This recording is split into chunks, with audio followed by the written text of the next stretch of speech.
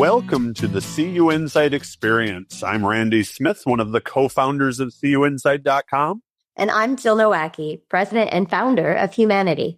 Thanks for joining us today, where we continue to explore what it really means to lead with authenticity and heart.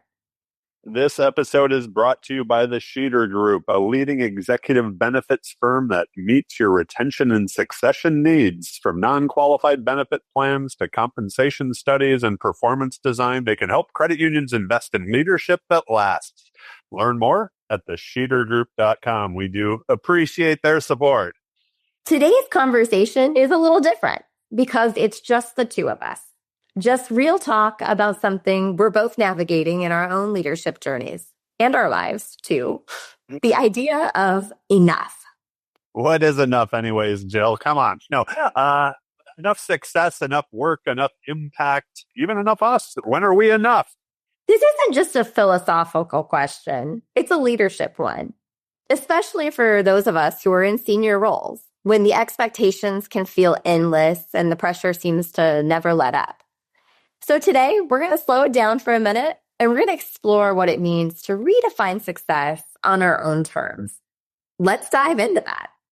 I'll start with the first question or statement, even maybe it is. And this is that idea of, I don't know about you, but that version of success that I chased early on, I feel like on this podcast over the years, I've talked quite a bit about it, looks really different than what I value today. Titles, growth, numbers, it was all about kind of doing more. But somewhere along the way, I started to wonder if I was maybe measuring all the right things.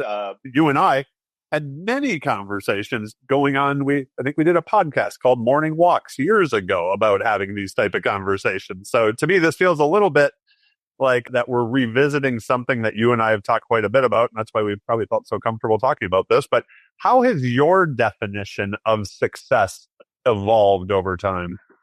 Yeah, absolutely. And you know what? This question makes me think about how, especially in the first season of your podcast, maybe the first several, you asked all the guests, who do you think of when you think of success? When you hear the word success, who's the first person that comes to mind? Was the exact question. You asked it enough times. It's still on your mind. Yeah, I have that one burned in there. But the first time I was on your podcast, you asked the question, and I told you about my friend Genevieve Priebe and how we were talking shortly after college. And she said to me, they measure success differently than I do. And it was such a enlightening moment for me that we all could have our own definitions of what success meant. Especially, if you grow up thinking you're gonna climb one ladder or have a life that looks a certain way. So I absolutely relate to that idea about that version of success changing. I think that it's something that now I have to be really thoughtful about saying, it's not like I could measure success in a lot of different ways. But when I think about it, success for me is really about what kind of growth I can have and what does fulfillment feel like. So rather than saying what is externally going to help me feel like I'm being successful, it's really about, am I going to feel like I've lived the, not just life I wanted, but the day I wanted even at that point, and really feeling like I'm creating a life that lets me feel the way I really want to feel on that side of it. I think something you said there was so important, though. It's not, I think we often think of the big picture life, right? But not the day that we want. Like, what do we want our days to look like or feel like? That's the other thing when we talk about enough or what success looks like to us as we start to look individually, it's this idea of like, how does that feel?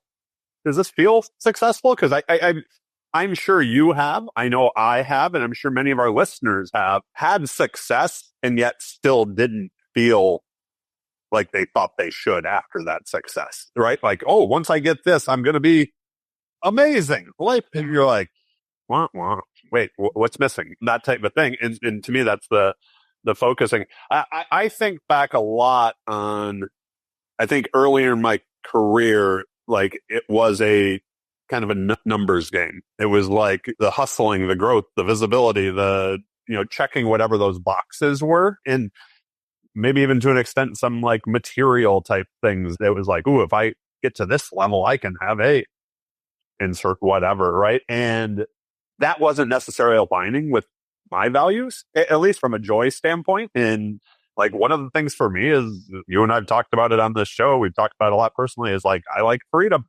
A full calendar does not feel successful to me. Not having the ability to say yes to things that come up because I've already committed to too many things, to me, that doesn't feel successful to me. Doesn't mean that for other people, a full calendar may feel very successful to you. But that type of like redefinition of what that looks like. And I will say, as I like thought about this topic, for me, success doesn't mean not working hard. It doesn't mean not being committed, but it does mean being smart and intentional on what I want to commit my time to and what does light me up, to use your term, and what it is that makes me feel alive. If I'm doing those things, then that feels successful. If I'm doing a lot of things that externally may look successful, but actually drain me, then that's not my version of success, right? That might be other people's version of success, but it's not mine. So that's kind of that first things I think, and that's been a big change in the definition for me, at least. Yeah, it's an interesting element when you talk about this concept of like people sometimes achieving what they think they wanted, and yet that's not sufficient. They're still chasing that next thing or looking for the other thing. And I'm sure this is a quote that's often used, but I heard it specifically from a friend of mine who I think has a great and successful career. And she has a career in media. And so she has a public, visible career, but she's friends with a blockbuster actress. And so her career with, a local media outlet, it's what she aspired to do, but she's not in blockbuster movies, right? And so she and I were talking once, and she said to me that it's kind of like she's meeting up with this friend and it kind of is hard to feel great about hers. But then she's like, but I recognize that comparison is the thief of joy. And so that they're of like being able to pause and say, someone else's success does not make me less successful. And so if someone else is defining their success in a way that's different than how you do, if someone else is becoming fulfilled, or maybe not even becoming fulfilled because maybe they're still chasing that and not getting there, but that idea that we have to be working off of the same scorecard and compare ourselves to others to know whether or not we're enough, to know whether or not we're successful, and instead being able to pause and say, whoa, comparison is the thief of joy. And this is an opportunity for me to look inside myself instead of looking outside on that. There's a thing about comparison, right? Like you can compare yourself to certain people or a person, but then if you do have success that you think outpaces that, you'll find a new person then to compare yourself to who has more. There's always going to be somebody else that in all of our minds, they're doing it well. And if I can get to that point, I couldn't agree more. I think comparison is I think it's a dangerous thing. How about I'll say, I don't want to say bad. I think it's a dangerous thing because then you're setting other people's goals and not yours. That to me doesn't work. I wanted to ask a question just still in this kind of first segment while we're talking about this, because it was one that I think you work with a ton of leaders. I get the opportunity to talk to a bunch of them on this podcast and stuff, but you, from a coaching standpoint, work with people. So let's say it's a senior leader. There's still, like time left in the game. Something maybe is missing. Like, how do they rewrite what their scorecard is? Like, do you have tips or hacks for people out there who are like, seems like I'm doing all the right things, but why does it never feel like it's enough? Why do I feel like I'm the proverbial hamster on the wheel? Yeah. There are so many ways to address that question, and I could probably spend easily the next 20 minutes talking about all of the different strategies. I think the condensed version, kind of getting straight to the point of this, self-evaluation, introspection, self-reflection matters so much. And so you talk about that idea of chasing other people's goals or letting someone else define success and then feeling like you're on that hamster wheel. I think a big mistake leaders can sometimes make is that they don't pause to actually evaluate and inventory what fulfillment feels like to them. And Now, there are two paths with this that I think we could go down, but I'll take them both from the same starting point. There's a tool that we use often in workshops and in one-on-one coaching at Humanidei. But it's a very well-known tool. It's not proprietary Humanidei information, but it's called the Wheel of Life. And I had you use it in our couples planning session that we did. For all of you out there, over the holiday, let's call it the holiday break in the winter, we did a couples planning workshop with her Wheel of Life. So I'm very familiar with this. Yeah. Very familiar. Well, that Wheel of Life, it asks you to self-reflect on 8 apparently unique elements of your life, physical health, mental health, career, relationships. But what I think is so important to recognize is those are not 8 separate charts that you're looking at. It's one wheel with that recognition that they do integrate and they do play off of each other. And so that's one point of it is if you're not happy with who you are in one area of your life, you're not going to feel like you're enough, even if you are rocking it in another area. Now, the second point to that is that evaluation exercise could be difficult anyway, because you're grading yourself on a 0 to a 10 of a career. And there are just different ways people think about their own success too. So somebody might be like, hey, this is great. I love my job. I love what I do. I have a lot of whatever's important to me in it. So I'm giving myself a 10.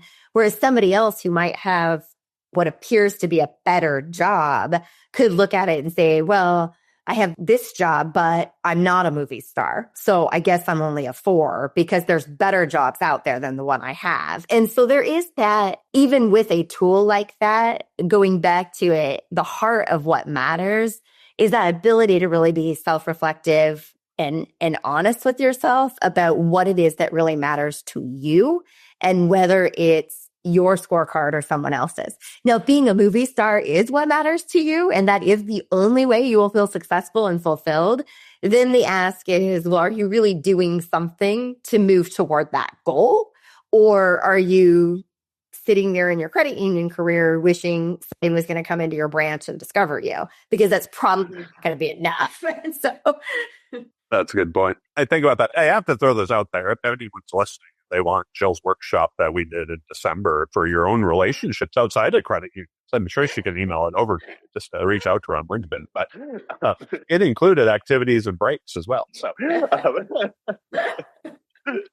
yeah, I think that's such an interesting thing. I remember, gosh, this was years back, early on in our relationship. I think we were walking around Key West, actually, at an event you were speaking at, talking about that idea of, in my mind, like the buckets. Just because like one is full doesn't mean the other one is, and you can't really steal from the others. You can't fit more water into a bucket than what it can hold. I think when we were doing the wheel, I kept thinking about that, where it's like you can't have over a 10. Right. It's not like you can go, I have a 12 and an 8, so it's 2 10s. That's not how it works, right? So anyways. So my question for you, if you had to write a resume today, would you be able to do it? No, it'd be terrible. Okay, so I take that back. I'd probably be better because I updated my bio recently with the help of ChatGPT. So maybe with the help of ChatGPT, I may be able to come up with the most generic resume of all time or something. Okay, but probably just...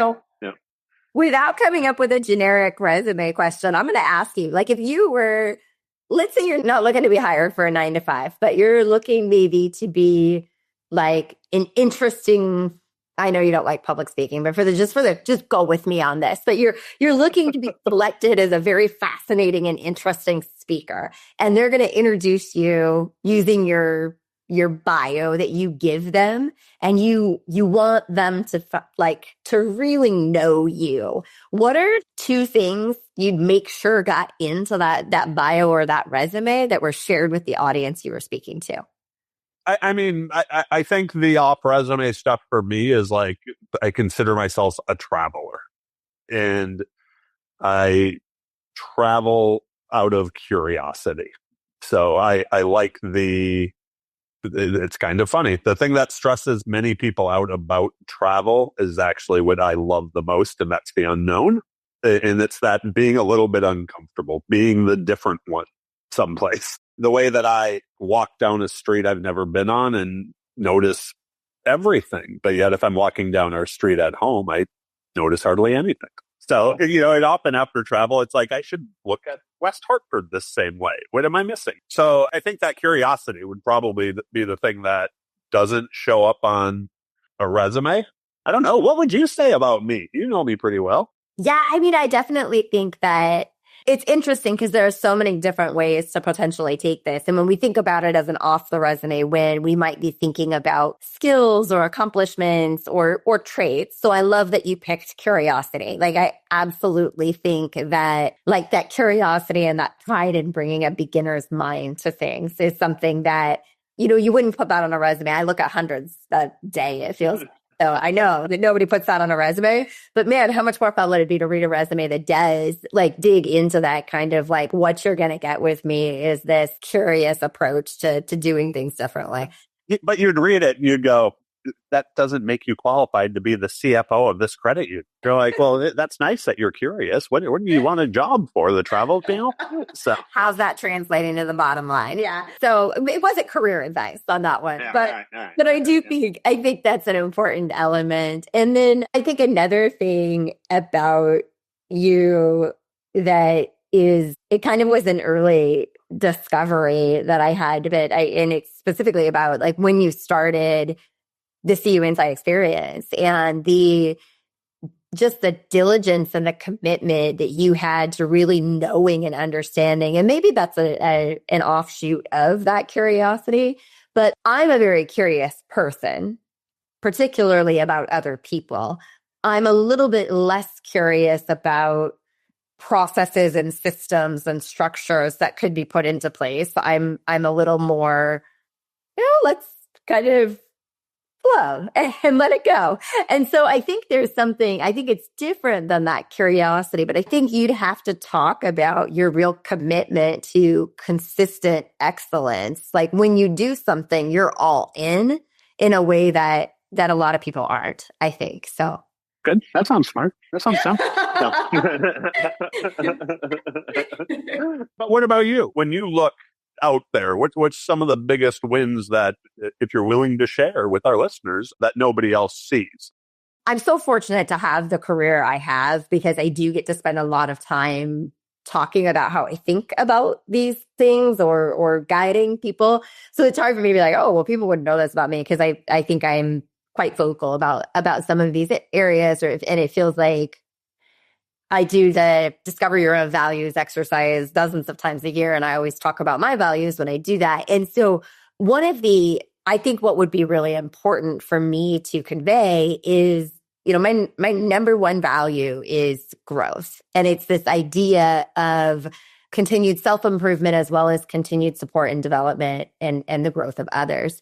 And so I think like the way I would love to put that on a resume is to talk about like, I demonstrate this value in these ways. And if it was a whole life resume, not me looking for another job, I'd talk about things like the fact that we made a very intentional choice to bring Crosby with us to Africa last month in order for him to see something that wouldn't be part of his normal, regular life. And we took that opportunity not just to go on a family vacation, but to integrate it into work we're passionate about that we do along with Acosta, and people we're passionate about, other leaders in the credit union space and their families too. And so that kind of investment in growth, like really putting action to the values I talk about, like that would be something that I would be proud to have out there.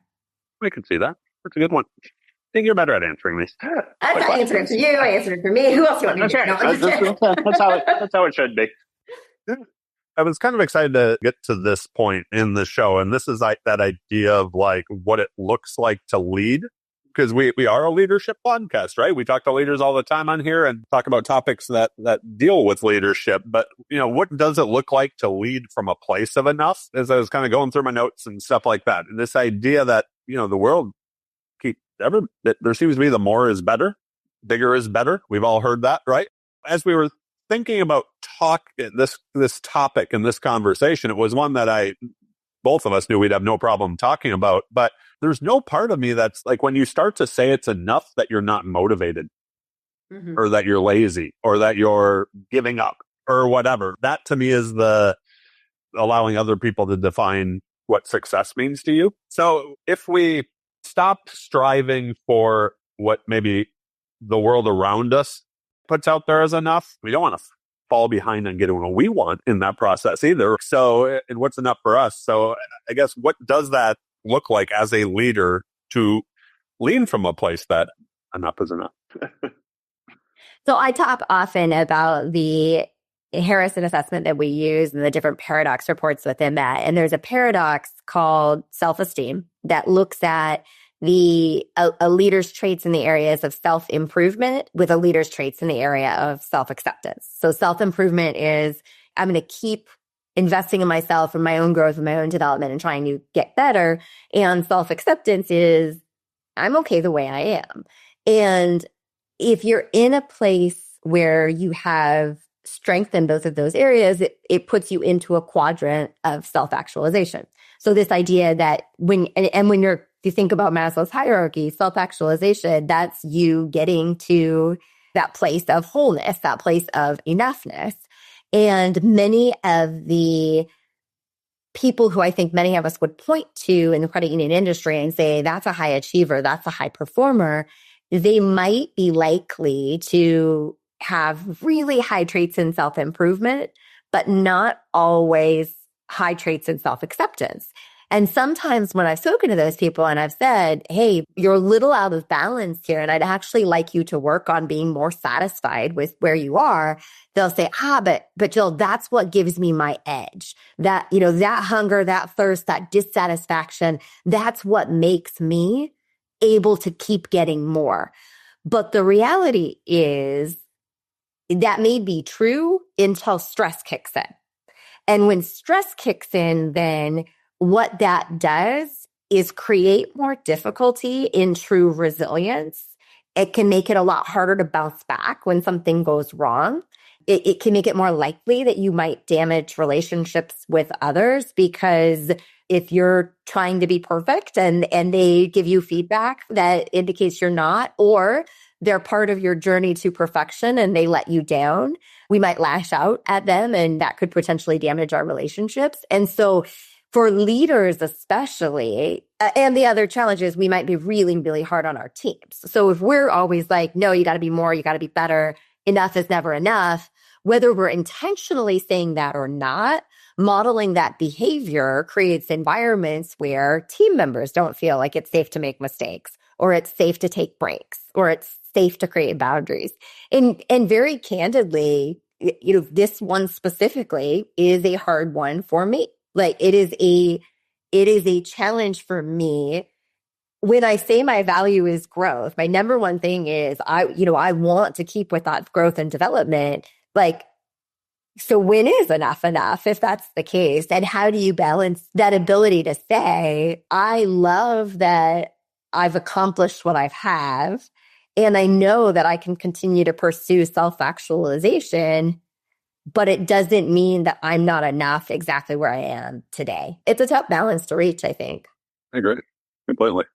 There's a few questions I want to just throw out there for both of us to kind of answer as we're kind of getting through this. The first is, I'm going to jump around here a little bit, but is there something that you do when you're feeling off that kind of brings you back to center? And I know my answer to this, and it won't surprise people on the podcast, but the best thing I can do when I'm feeling off at center for me, and it's like an interesting thing to really think about that wheel of life, but if I can get a run in, that is something that, it sounds silly, but it's like, at least there's that, because it is really affirming to me that running is something I'm pretty good at. I've worked at it diligently over time. I'm not in my best running shape I've ever been in today, but I'm certainly not in my worst running shape I've ever been in today. And it's one of those things that if I get out and do it, it clears my head, but it also gives me that affirmation of I'm still whole and I'm still fully human, and I can still connect with my body and my mind in this way. So it's a quick fix on it. It's probably not enough if it's like the whole world feels like it's coming down, but it's definitely that one thing that can always bring me back to center and help me feel like, okay, I can take a different look at this in a different way and dig back into a challenge I'm having. What is yours? Mine's journaling, which is something right now I've gotten away from. I do feel like if I'm feeling off, like consistently doing that in the morning gives me the space to like actually, I think it slows me down enough to actually sit and think. Okay, so I have a follow-up question for you on that one. Yeah. Because I think this is something, an element of human nature, right? So you said you're not consistently doing it right now. I think that the more off-center we become, the harder it is for us to recognize and say, oh, I better do this thing that centers me. You've had times in your life where you've gone away from it and gone back to it. If you were giving advice to someone and they were saying, I'm so not myself right now, I need to pick this thing back up, but I don't even know how, what kind of advice would you give somebody to get back to it? The same advice I've given myself every single time. Do it this morning. One time. I can't get back to journaling without waking up tomorrow morning and sitting down with my journal. So I'll think about like when I'm off running, I'm like, ooh, I'm going to start running again. Maybe I'll do it on Monday or on the first of the month. It's right, like Monday. But that's something that I think I've realized over time is whether it's trying to lose weight or whatever, it's not like, well, we got this party coming up on Saturday or the Super Bowl's coming up and I want to eat the wings. I'll start next Monday. Start when you're thinking about it that day, right now. Wake up tomorrow morning. First thing you do, right? But yeah, that's the one for me. Is there a belief about success that you no longer buy into? Like there's just one definition of success. I don't buy into that. And part of the reason for that is because I can point to so many different lifestyles and choices and all of that and think, wow, that's intriguing. That person looks like they're having a great time. That's my other value being joy. So like recognize that people find joy in so many different things and to be able to say, yeah, that's success is being able to find your joy and recognizing it's different for different people. The idea that there's some recipe for success or cookie cutter definition of success or scorecard that tells you when you've arrived at it. That's one belief about success I don't buy into. How about you? I think for me, it's the material things, quite honestly. I think when I was younger, the people that had the nicest car and the biggest house and wore the nicest suits had to be the most successful people, right? And I look at myself and I'm like, I feel most successful when I'm in flip-flops. I mean, that idea that it like something material, even though plane tickets probably are technically material too, but it's the experiences that like for me, and that's just personal, but that idea, I think early on, and I've even caught myself, I catch myself over the years where it's like, why did I do that? I didn't need X. I like to go through stages where I just purge stuff. It makes me feel really good to get rid of stuff more than it does to acquire stuff. So anyways, that definition of material things being successful, I think that's had to change. Is there anything you had to unlearn? I was thinking about this too, and I can throw one out just real quickly that like, I really do feel like younger, out of college, that type of thing, it was measuring myself against others. Like I had to, like in the office environment, it was like, okay, that person has that office. I want that office. So I have to do better than they do, or, that type of thing. And that was something where it's like, that's their definition and mine are completely different. So why would I measure what they're doing as my success metric? But for you? Yeah. We're talking here, we're kind of interchanging two things. On this one, I'm going to specifically talk about this idea of feeling like I'm enough rather than feeling success. And I'm continuing to intentionally unlearn this every day. But for as long as I remember, like from the time I was able to have memories that I can still hold on to, I had a really strong belief that it was, of course, everyone should like me. It was my job to get to know someone well enough that they will like me. And conversely, for me to get to know them well enough that I will like them too, because it's not like, well, I want you to like me, but I don't care if I like you. Like it's a mutual like I'm striving for here. And so, and I know people will say things like, not everyone is going to like you. Like it's like different strokes for different folks, all these things. I'm not sure I believe that still. I still at my core, I still think, well, if somebody doesn't like me, they just don't really know me well enough. And the reality is, I don't know, how many people are there in the world? Like 8 billion or something. Like, I'm not going to know all of them well, as much as I might like to. I'm not going to get to know all of them well enough to have that deep, like, soul to soul core level understanding that lets us get to the heart of what motivates each other and actually like each other. So I am continuing to unlearn this idea that someone I meet has to like me in order for me to be enough, and to be satisfied with the fact that I can be enough and still not be someone's choice of who to spend time with on that, but I can still be enough on. So it's still a journey for me. But It sounds like you're still weighing whether you want to run for being the mayor of everyone or not. Absolutely. That would be, I mean, if we're being honest, yes, absolute success for me would be the mayor of everything. But The mayor. I get it. I'm continuing to unlearn that as a measure of enough for sure. I love it. All right. As we wrap this up, we like to leave everybody with just like a key takeaway that we had here. And I hope this conversation gives all of you listening permission to pause a little bit and ask the questions that maybe don't show up on your board packets, because you can still be driven and still be whole. You can still lead with excellence and still rest and be enough. So, Jill, what's your takeaway? My takeaway is that idea of really pursuing fulfillment and not success as you're looking at the idea of enough, and taking that inventory to know what fulfillment means to you before you just start chasing down this path of success. Because you'll never, no matter how much success you achieve, you won't feel like you're enough if you aren't fulfilled in the success you have. I like the word you use there, inventory. That was, for me, it was, I would wish for everyone listening to pause for a second and take that look internally on, what makes them feel alive, what lights them up, what are their core values, and then from that, figure out ways to work towards it.